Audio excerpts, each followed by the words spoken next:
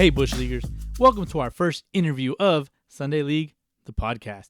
We recently had the opportunity to link up with Texas Rangers pitcher Jesse Chavez. Yes, a real major leaguer. He is local to our area in the Inland Empire, and we dive into a few topics that hopefully all of you Bush Leaguers will enjoy. So I present to you Jesse Chavez. Oh, don't forget your umpire fees.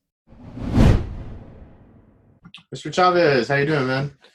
Hey, what's up, fellas? What's up, man? How you guys doing? Good. How are you? Hey, what's up, dude? How's it going? Good.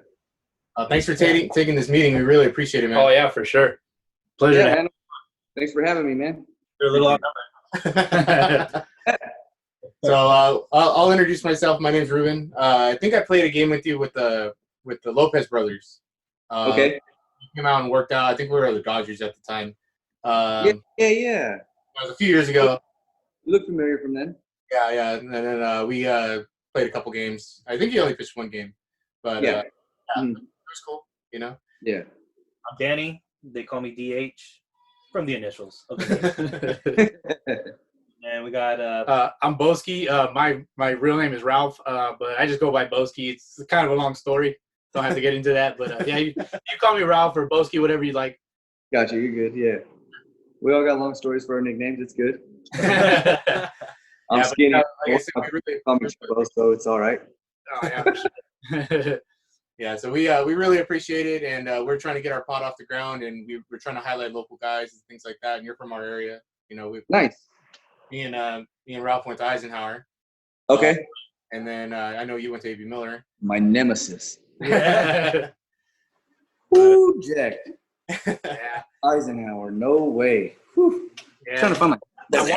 I want to say that maybe my senior year, or your senior year, is probably my sophomore year. I graduated in 2003. I remember you pitched against us. It was at Eisenhower. And I want to say that the result of the game is that we came out on top, but I could be wrong. I don't really remember. Yep. But I do remember we were Every time. for a little while. Yeah. Something. I mean,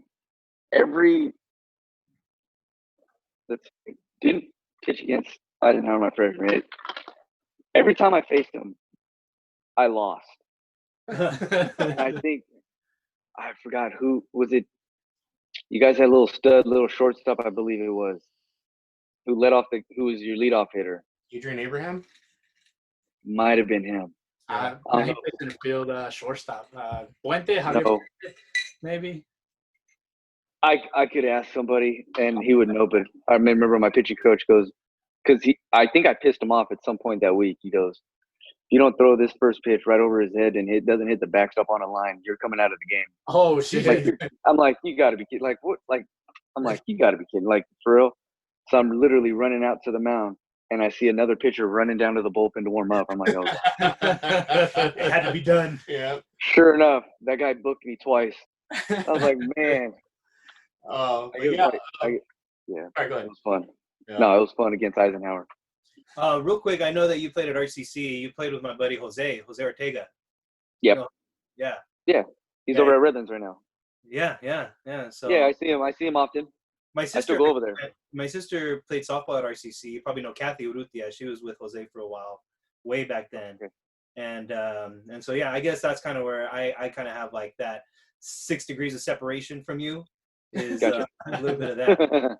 Yeah, I never played Gotcha. against you or none of that, but anyway. I think I'm like the baseball version of Kevin Bacon. I've been around on like, what, 13, 14 teams, some shit. Oh, yeah. I mean, I think Edwin Jackson's got me on that one, though, Oh, yeah. by a couple more teams. Just a little bit. I'm chasing them. The meeting, the interview is going to go real light. It's real relaxed. We drink as we do stuff. I'm as Oh, that's relaxed as can be, bro. what I'm talking about. Cheers to that. Trust me. Yeah, cheers to that, right? Cheers, guys. It's going to be real light. Feel free to speak freely. I can guarantee we're not going to take anything you say out of content. Content. No, I mean, my dialogue's pretty. I mean, I am upfront about things. I'm honest. I mean, I think that's what kind of keeps me around the game a little bit, for my honesty. But to the fans, I'm as honest. Like if you've seen my interviews, I'm as honest as can be. Like there's, That's I what we mean, like. everything I say, I mean. Like, and it comes from the heart, regardless if it's something good or bad. Like it doesn't matter what it is or If it's something I think of a player or somebody I think of somebody that I came across, I'm gonna say it like, how I would want it said about me.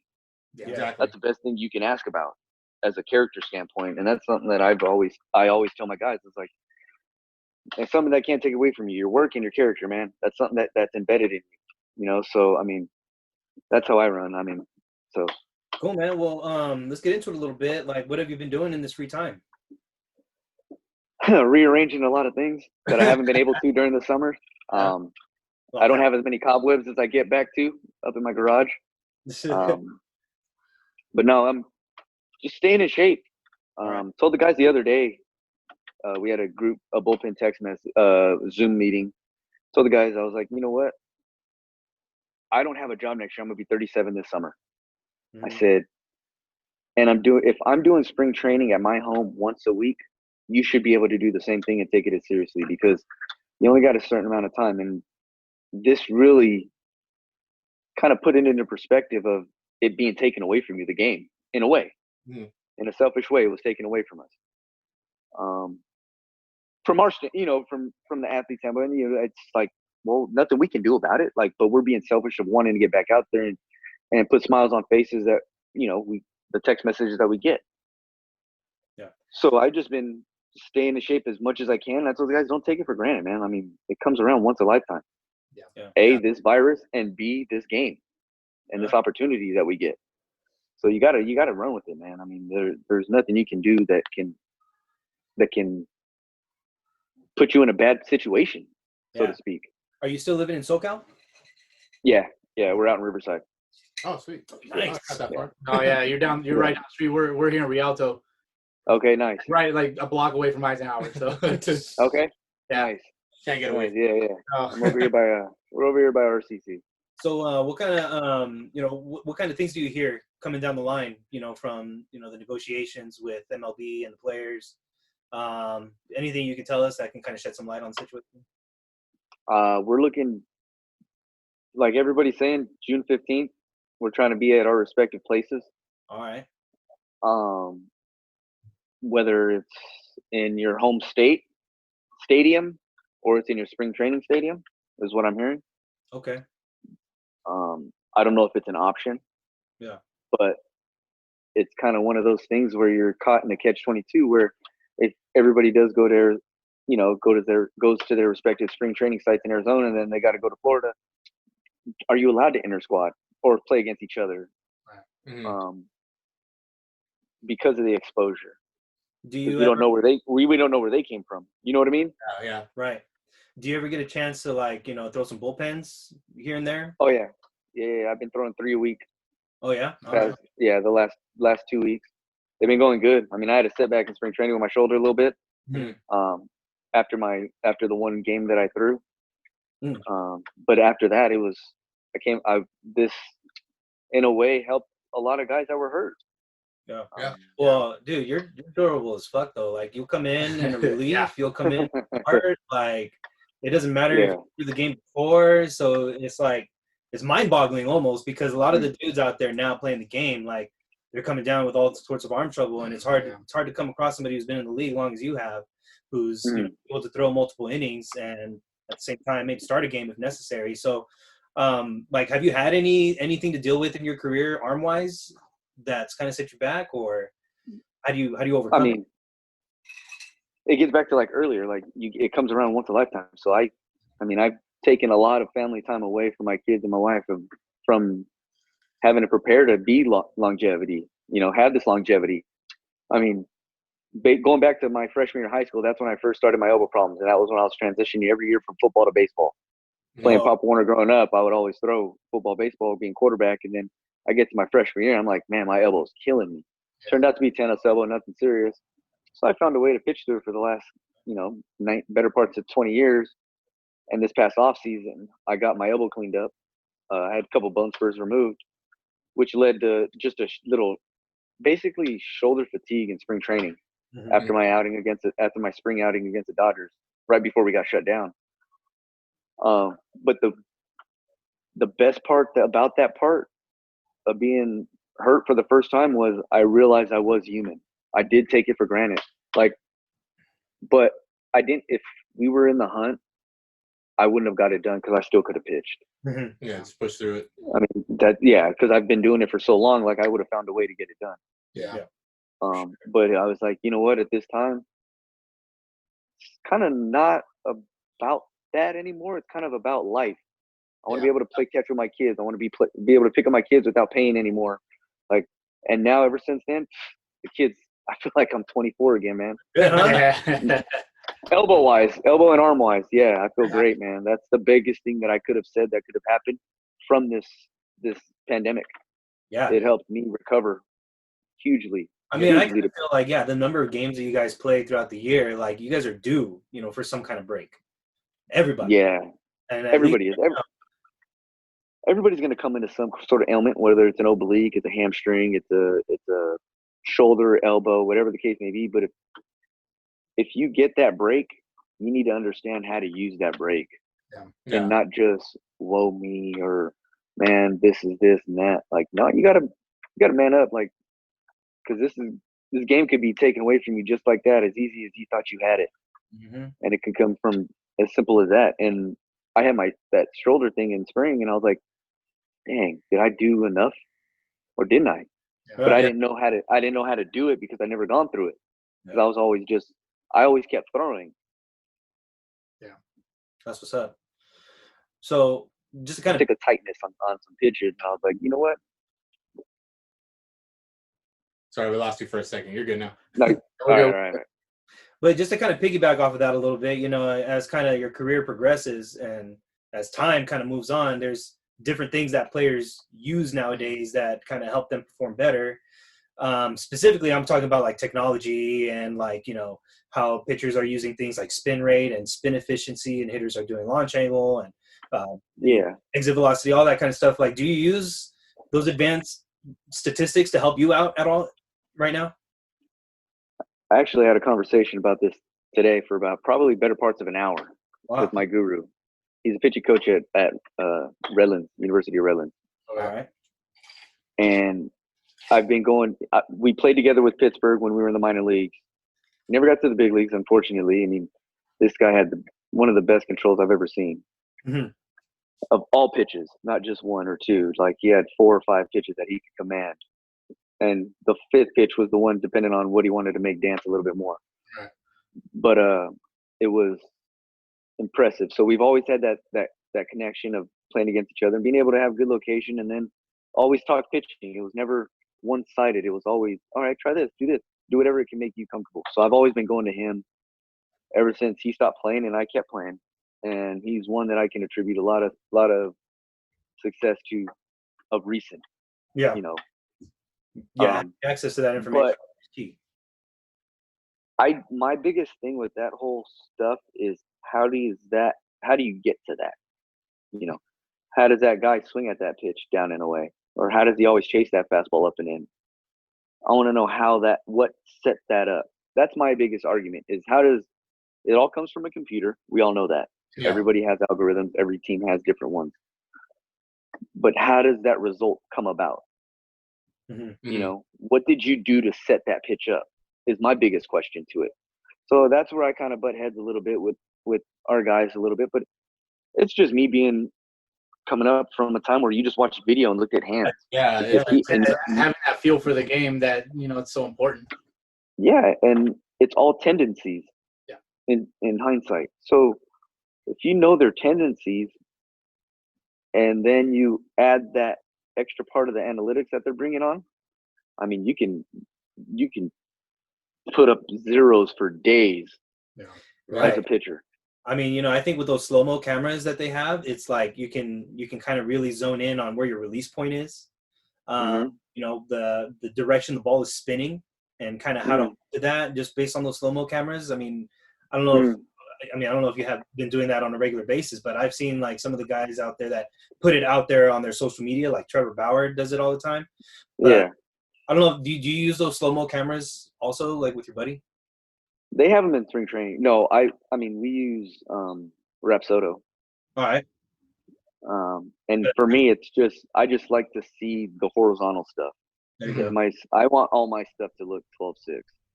Gotcha. But that and I don't know. I kind of do look at the spin a little bit, just because I've been given numbers in the past, so it's kind of I have numbers in my head of what those are. Right. But I really don't pay attention to it because, like, as old school as I am, I look back of how I got to that result. What did I do to set him up? And getting back to that part is, are these based on my numbers against that person? Or are these just a general accumulation of everybody else? Yeah, an average. That's what I want to know. Yeah. Because I'm not that guy anymore that throws 95, but he can hit a fastball up and in. Yeah. A force him. Well, I don't get that part. Well, if I throw a fastball up and in and he hits a homer, I'm the one getting set down that day, and I got to answer questions. Yeah. Yep. Not the guy that handed me the paper that said this is the right one. Mhm. So that's kind of a thing that has to get looked at a little bit more. Is at what point do we have enough at bats against that person to warrant us having our own thing? Yeah. Yeah. You know what I mean? Makes sense. Yeah. So that's where I have a big problem with the analytical part. Is when do I have enough at bats, and when am I established enough in the big leagues to have my own algorithm, so to speak, of what they're all coming up with? You know what you want to do and execute it the way you want to do it. Mm-hmm. Well, Yeah, and it's a chess match. It basically is. Like nobody made Bobby Fischer change. Nope. Yeah. Nobody changed the game because of him. Yeah. Like that's kind of how I look at it. Like it's a game of adjustment. Yeah, I mean the hitters are making their adjustments as well. So if they know that you're going to come up and in on them, they're going to make that adjustment to look for it up and in. Yeah, I mean, I love Petey with the Dodgers. In 17 that World Series, nobody wanted to chase that high heater. Yeah, because he wasn't establishing down. Yeah. And then all of a sudden, you look at 18. He was the best guy in the bullpen. Oh man, he turned it Hands around. down. He turned around big All time. because he started pitching. Once he got Started that pitching. wanted it, oh dude, he was dominant. He knew how to pitch. That was all stuff he had. Yeah, he had all that stuff. So aside kind of from like that technical analytic stuff, what about the baseballs themselves? I mean, supposedly they're different. I don't know. How do they feel to you? They're a little bit different. Yeah. They're a little bit different. Oh yeah. I mean, I'll go up into my case from 2009, and from a ball that I had somebody sign, and I'm like, man, this is way different than what it is now. Yeah. Yeah. And then last year, I think me and one of our pitchers, we cut two balls apart, one from like 14 and one from this season, and they were a little bit different from the strings and stuff like that on the inside. Interesting. But then again, guys are bigger, guys are stronger. Everybody's work ethic's different nowadays. Yeah. Yeah. Everything's more powerful, more exertion. So if you have a quick exertion from side to side in your realm of, I don't know what it's called, your physical capability of rotation, like surface area, like you're gonna win the battle if you're stronger than that guy.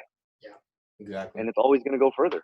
So I mean, I really can't say it's kind of the baseballs or this and that. I mean, who knows? Yeah. At this point, But the wood, the trees, like the bats, like we don't know what. Nobody brings up the bats. Like plain and simple. I remember it was a big transition when people started going to maple. That was a completely different thing, and yeah, it's a harder wood and more solid, and the ball bounces off better. And now it's like, like nobody talks about that. Nobody talks about that at all. Nuh-uh. So that's kind of something that I kind of want to, like, why isn't, like, talk about the bat? Yeah, push the envelope. What has changed in the bat? Yeah. Like, why are they breaking more, on balls that you're really not hitting that far off of the end? Yeah. Like, you're missing it off the end that much, but the sweet spot's that much further. Like, where we hung up here? Like, I don't get it. 1 inches. Yeah, exactly. Yeah. Exactly. So some of the other differences, though, coming up in the game are like, pitch clock, supposedly 3-batter minimum now to replace your pitchers. I know that, that 3-batter minimum kind of not really affects you directly, maybe indirectly. I don't know, but we just kind of want to get your opinion on that, too. I get it. Don't be a rain delay. We still want to go home at some point throughout the night. You know what I mean? Right. Just like, you're really that uncomfortable, it's going to take you 45 seconds to throw a pitch. And then the second thing is, I don't think the mound visit thing is right. No. Because from the 3-batter minimum, it shouldn't, like, that shouldn't be a thing, but you should be able to get both sides of the plate out if you're in the big leagues. Yeah, for sure. My honest opinion. Do both. Because there's going to be a guy that can't go that night. Yeah. Who's used to throwing in that situation. Like, I need you. I'm going to have to need you to pick me up there. But the mound visit thing, I don't think it's right, because that means a lot at the end of a ball game when you're in the 8th and 9th inning, even at the latter parts of the 7th, on the road especially, because they got 2 more at bats. You're at home if you got the lead. That's different. Yeah. But on the road in crunch time, playoffs, you mean to tell me a guy that never played the game is going to tell me how many times I can go to the mound and talk about a situation here? Yeah. Who has no idea, who's never been in that situation to begin with? Exactly. I really don't think that's right. Yep. To put that in somebody's hands that has never felt that adrenaline rush. Yeah. Never been And they changed it like that. Like, it was just a quick change. You can't do that. Yeah. That changes the That's whole doing a disrespect to everybody, Mhm. because it could mean something to that next person. Yeah. And it takes away down from the road. of the game for sure. Absolutely. Oh, I can't go out and visit you. We're doing all these hand signals like we're in college football now and nobody means anything, but we're supposed to be looking down the end of the dugout. Like, what are we, like, I just don't get it. It baffles me so much. I mean, but how antsy are you to get back out on the field, though? Like, I mean, for you personally, like, are you kind of ready to get back out and play some ball? Or are you kind of taking more of a cautious approach, like some of the other guys that are being a little more vocal about it? No, I mean, those guys are the leaders. I got to follow them. But for me, I'm ready. I'm because I feel healthy. I still want to play, plain and simple. I don't have a contract after this year. Mhm. I love the game. My family sees that I still love it. That's the biggest thing. They see that I still love it. They don't want me home. So they're like, go away. like, oh, Dad's home, man. All right, time to get in shape. But no, I don't want to be. I don't like being home. I don't like it. As weird. I love being home, but I don't like being home. Yeah. Because I'm prepared to be home at a certain time, and that's from, November to January, first week of February. Is it a big deal to play without fans? It is, because you do get an extra tick of adrenaline. You'll gain a couple miles an hour on that fastball. Oh yeah, for sure. For sure, you'll gain a couple pounds of torque on that rotation as a hitter. Whatever it takes to get that roar. Yeah. And then it forces it kind of forces you to focus more on that tunnel vision that it's kind of required. You got to get the job done. Yeah. And secondly, you should do it. You should be fired up anyways. Oh yeah. So it's difference of going like from there to there, but it's that big difference. You know what I mean? That little bit is so much to the game that is really going to be missed if we do play. Yeah, it's going to feel like a bunch of Sunday league games. That's for sure. Yeah. Oh, we're used to that. But still fun. Oh, yeah, still fun. That's why we're out there. Yeah, and it's hard to focus when it's so quiet out there. I mean, sometimes you're chatting it up with your outfielders, just chopping it up, talking shit, Mm-hmm. And I played center field in one, and it was just because I woke up one day and my body was like, I was just like, all right, I couldn't move. Yeah. So I got to go move. So I went and played center field one day, and I was like, man, this was awesome. This was backyard again. Yeah, that's exactly what it's like. That's exactly what it's like. Exactly, and even when I went out to pitch to get ready for the season, I still had to compete. You still got to turn it on, no matter where you're at. No matter where you're at. Even today when I had my little target practice, it was still like the best effort I've had all off season. All this second half of the off season, I should call it. Effort wise. Just because I knew it was about that time, because we may be moving forward. Yep. Yeah. We want to move into some questions that we call quick pitch questions. But before we do that, I have a question that I want to ask you. I know you played for, is it 9 Major League Baseball teams right now? Sure. I could go through the jerseys real quick. Yeah. I counted 9. And then you said Edwin's a couple teams twice. right? Yeah. Texas twice, right? You're full circle right now. Texas twice. Toronto. The Blue Jays twice. Yeah. Edwin Jackson's got you by, I think, 6 teams. I think he's played for 14. Yeah. So, but with that in mind, I'm a Mariners fan. Has Seattle ever offered you a contract? Not that I can recall. I mean, maybe when I was a free agent before I signed with the Angels, because that was the first time I was a free agent. Okay. But no, probably not. Not that I know of. One thing I was going to ask you too is, like, growing up in Southern California, did you have any like team that you followed? Was it the Angels, Dodgers, or somebody else? Pedro. Oh. As soon as he was declared not durable, I was like, my guy. I knew I wasn't getting bigger as a kid. And everything I did modeled after him growing up, from Little League, pony ball, up through high school, even through college. I mean, everything I modeled. The leg kick, I did everything. Yeah. I could see that. Yeah, I saw you pitch a couple games at RCC, and I could see, like, the movement that you had, the change of speed, everything you had it going on. And you mentioned Martinez. Yeah, I could see that.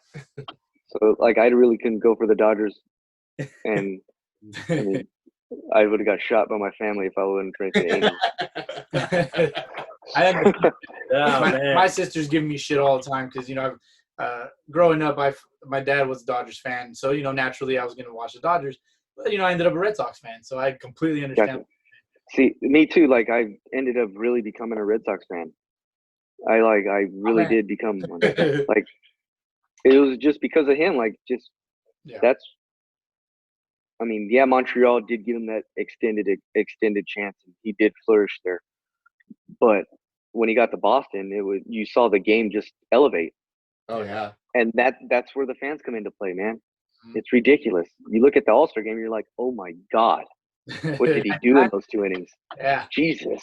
Yeah. Like, I'm like, what the are you doing here? This guy's 180 pounds, and he's just mowing through these 240-pound behemoths. Yeah. With 98, just hit it. Yeah. Nope, not going to. No. Yeah, he was going. I think he went through McGuire, Sosa. I think he was pitching. Was it Walker? Walker, yeah. Larkin.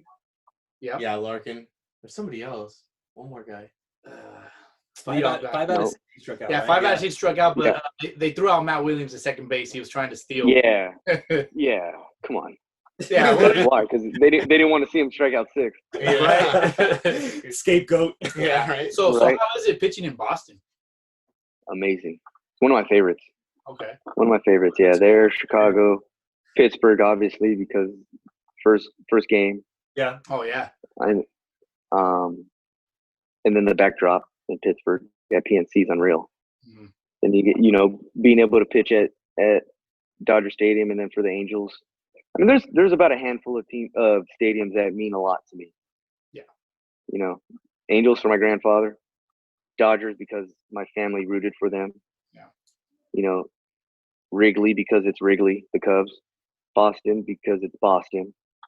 And then Pittsburgh because it's Pittsburgh. That's my first team that I came up. When you got Texas, who took a chance on me, to give me a chance to put my foot in the game. About 6 stadiums that mean a lot to me. Yeah. As far as personally. Yeah. Or to pick just one. So are you excited to play in the new stadium? Yeah, because that bullpen's hot, Jack. Oof. Oh, yeah. Man.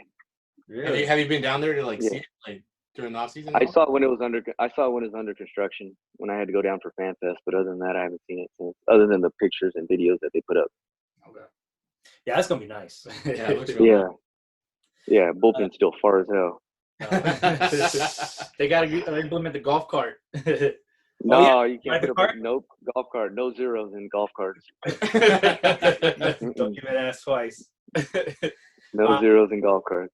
Do you have a favorite city to visit? We've always liked Chicago. For me, the family, they've just loved going there, walking up and down that Fashion Mile, whatever it's called over there. So Chicago's probably one of my favorite for them to play as far as my family going to. Yeah. All right. One of our questions for the quick pitch question is favorite player growing up. Safe to assume it was probably Pedro. Yeah. Oh, for sure. All right. Yeah. One player that you think you've had the worst success against, and the player you think you've dominated. I don't know. I mean, I don't know if I dominated anybody. Is there a I don't team think I got. you see like? I don't think I got. It took me about 5 years to throw my first scoreless inning against the Brewers. All right. It took me about 8 years to get Braun out. That's little guy over there. He hates that guy. So I got those two guys. He's probably my nemesis, I would say, going back to when I first came up. Yeah. And then me and Trouty, that's my favorite matchup, me and Trout. It's awesome. Yeah. It's great. It's fun. It's always a chess match. Yeah, you always want to go up against the best, for sure. I mean, you were a teammate too. I'm sure he's a great teammate as well. Oh, yeah. Oh, unreal. One of my favorites.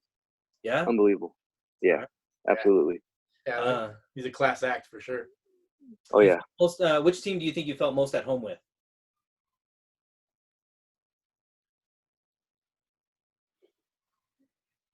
Let's see. I'd probably say Oakland. Yeah. Okay. All right. Yeah. Any reason for that? Could it be the And team? there's a reason why I didn't say the stadium. Okay. It felt like home. Yeah. Okay. They treated me like home. Okay. All right. So, like, I can't really say the stadium is one of my favorites to go to because it's like home. Right. That's where I recreated myself again in 13. And it was one that I'll never, not hold dear to me because I get a lot of love there. I mean, shit, they played my walkout song as a visiting player. Oh, wow. Nice. I didn't know that. That's awesome. So, what is your walkout song? When I was in Oakland, it was Lean Like a Cholo, but Nice. Love it. Love it. and I was with Anaheim the next year, and so it was pretty heartwarming to hear that, and that's why I didn't say it's my favorite stadium. Like that team was probably the best one. Yeah. As I felt most comfortable with. Nice. So our last question is going to be also kind of referring to that, team of 2013. We want to know, what is it like being teammates with Big Sexy himself, Mr. Bartolo Colon? Unreal. I mean, I learned a lot. I mean, my two-seamer, I learned a lot from him moving forward after we were together in Texas. Just talking to him about it, watching how he did it, what he did to make it good, what he did to make it better, or what he did to make it consistent. Yeah. Just watching him, he's about as flexible as all can be. Nobody would understand it. On Instagram today, I saw him doing the splits. You see that? Yeah, it's insane. Yeah. Oh yeah, he's pretty flexible. But just watching his work ethic and his endurance and the way he went about his business, that was one thing that really stood out to me. And then learning my two-seamer from him, I mean, I could attribute that to him regardless. Yeah. I mean, I'll preach it till day's end. Nice. What he taught me. We just bought his book. Yeah, we have his book. Oh, yeah? Yeah, I don't know how it is. Yeah, we just got how it is. Yes, sir. Yes, sir. I mean, just to kind of cap that off, Boski did some research, and he noticed that you were teammates with him in 2013. 13 and 18. And so that was the year. Yeah, in 18 in Texas, right? Yeah. Yeah. So both years, my guys won the World Series. So if you guys get back together, it's got to be with Boston. Okay. The trend is perfect. I love it. All right. It's got to happen with Boston.